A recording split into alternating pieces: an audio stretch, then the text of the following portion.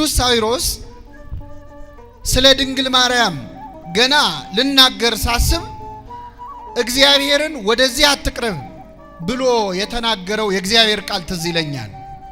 ወደዚያች እሳት ወደ ነደደባት ዛፍ ለመጠጋት እግዚአብሔር ሙሴን ጫማህን አውልቅ ካለው እኔ የኃጢአቴን ጫማ ሳላወልቅ የመለኮትን እሳት ስለተሸከመችው ስለ ድንግል ማርያም እንዴት ልናገር እችላለሁ ይላል። ቅዱስ ሳዊሮስ ስለ ድንግል ማርያም መናገር የማይገባው ከሆነ ለኛ ለኃጢአተኞቹ አይገባን።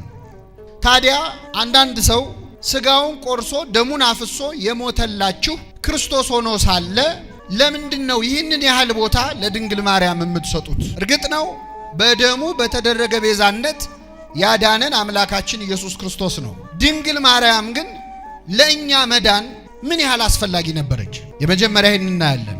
ሁለተኛ አንዳንድ ሰዎች ደግሞ ድንግል ማርያምን ያከበሩ መስሏቸው ልትከበርስ ይገባታል፣ ምክንያቱም ምንም ቢሆን እኮ የወለደችው አምላክን ነው የሚሉ ሰዎች አሉ።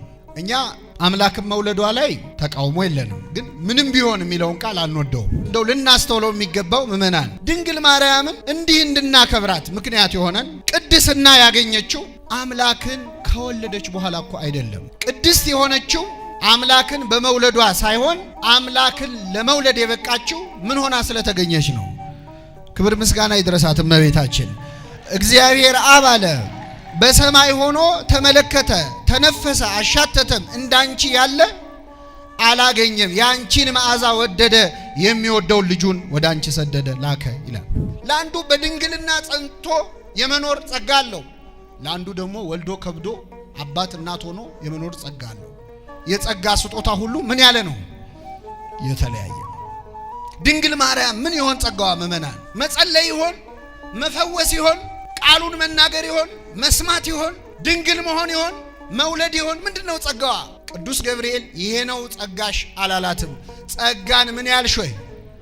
እግዚአብሔር ለፍጡር ከሚሰጠው ጸጋ ከድንግል ማርያም ያስቀረባት አንድም ጸጋ ስለሌለ የጸጋው ማከማቻ ግምጃ ቤቱ እርሷ ስለሆነች ጸጋን የተሞላሽ ወይ ምን ይበልሻል?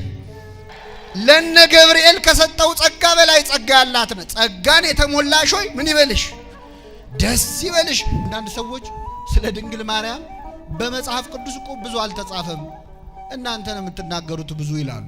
እውነት ለመናገር ብዙ ተጽፏል አይን ላለው ሰው። ግን እንበልና ምእመናን መጽሐፍ ቅዱስ ላይ ስለ ድንግል ማርያም የተጻፈው አንድ አረፍተ ነገር ብቻ ቢሆን ያም አረፍተ ነገር ክርስቶስን የወለደችው ማርያም የምትባል አንዲት ድንግል ናት ብቻ የሚል ቢሆን ኖሮ እሷን ለማክበር ይበቃናል አይበቃንም?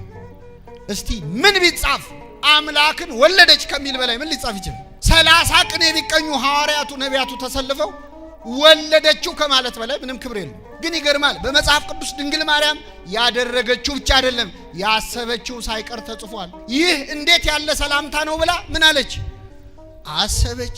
ማርያምም ይህን ነገር ሁሉ በልቧ እያሰበች ትጠብቀው ነበር። ወንጌላውያኑ ሐሳቧን ከጻፉ ታዲያ እኛ ታምሯን ብንጽፍ የሚከለክለናል? የለም። ሐሳቧ ድረስ ገብተው ጽፈዋል፣ መንፈስ ቅዱስ ገልጦላቸው። መልአኩም እንዲህ አላት፣ ማርያም ሆይ አትፍሪ፣ በእግዚአብሔር ፊት ሞገስን አግኝተሻልና አላት። ምእመናን እመቤታችን ክብርን ሞገስን ያገኘችው በማን ፊት ነው? አንዳንድ ሰዎች እናንተ ኦርቶዶክሳውያን የድንግል ማርያምን ክብሯን አብዝታችሁታል ይላሉ። ክብሯን ያበዛው ማን ነው? ፀሐይ ብንሞቃትም ባንሞቃትም ሙቀቱ አይቀንስም። ድንግል ማርያምንም ብናከብራትም ባናከብራትም ማናክብሯታል? ስሟ የተመሰገነ ይሁን እመቤታችን። ክርስቶስን ያህል ልጅ ያላት ድንግል ማርያም ሌላ ወልዳለች ማለት አልበቃ ብሎ ነው እሱ። ሌላ ምን የሚያስጨምር ነገር አለ?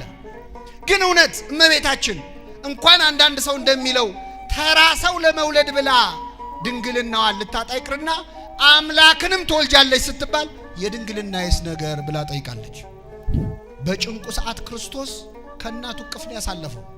እኛ ዛሬ ሲጨንቀን የጭንቅ አማላጇ ስንል ሞኝነት የሚመስለው ሰው አለ። ክርስቶስ በጨነቀው ሰዓት ከሄሮድስ ሲሸሽ ያሳለፈው በማን እቅፍ ነበረ? እንግዲህ ክርስቲያኖች ነን፣ እሱ ሲያደርግ ያየነውን ሁሉ እናደርጋለን። እኛም ሲጨንቀን ወደ እመቤታችን እንጠጋለን። ሃይማኖቱን እንቶ እንደ እናት ምን ይሰማታል እመቤታችን? ሰው ናት ይሉን የለ? አሁን ሰው ናት። እንደ ሰው ምን ይሰማታል? እንደ እናት ምን ይሰማታል? ለኛ አምላካችን ነው፣ ለሷ ግን አምላኳ ብቻ ሳይሆን ምኗም ነው ልጇም። አንዳንድ ሰዎች ብዙ ቦታ የለችም ድንግል ማርያም ቤተልሔም ላይ አለች፣ ከዛ ቀራንዮ አለች፣ ሌላ ቦታ የለችም። ድሮ የት ልትኖር ልትፈልጋለህ? ከነዚህ ከሁለት ቦታ እስቲ የበለጠ ቦታ ካለ ንገረኝና ላሳይ። ሰው እንደ ቅዱስ ጊዮርጊስ ሰማዕት መሆን ይችላል። እንደና አቡነ ተክለ ሃይማኖት ጻድቅ መሆን ይችላል። እንደ መላእክት ንጹህ መሆን ይችላል። ድንግል ማርያምን መሆንስ አይችልም። ጠበሉ እንዴት ያድናል? እምነቱ እንዴት ያድናል? ውሃ አይደል አፈር አይደል ካሏችሁ አትጨናነቁ ምእመናን። ለእግዚአብሔር የሚሳነው የለም በሉ። እንዲህ ብላችኋቸው ክርክር ከቀጠሉ በእግዚአብሔር አምኑም እነዚህ ሰዎች። ስለዚህ ጊዜ እንዳታጠፉ። ተመልከቱ፣ የድንግል ምስጋና ገብርኤል ጀመረው፣ ኤልሳቤጥ ተቀብላ ደገመችው። የማህፀንሽን ፍሬ ምን ያለ ነው? የተባረከ ነው። እመቤታችን ደግሞ በአንዱ መልአክ በገብርኤልና በአንዷ ሴት በኤልሳቤጥ ብቻ ተመስግኜ አልቀርም አለች። እነሆ ከዛሬ ጀምሮ ትውልድ ሁሉ ብፅዕት ይሉኛል፣ ያመሰግኑኛል። ከዚህ ትውልድ አንድ ሰው ቢያመሰግናት ራሱ ይበቃል አይበቃም? እኛን ከሚያመሰግኗት ያደረገን አምላክ ስሙ የተመሰገነ ይሁን። ከሚያመሰግኗት ትውልድ እሰይ ነጋ ላመሰግን ነው።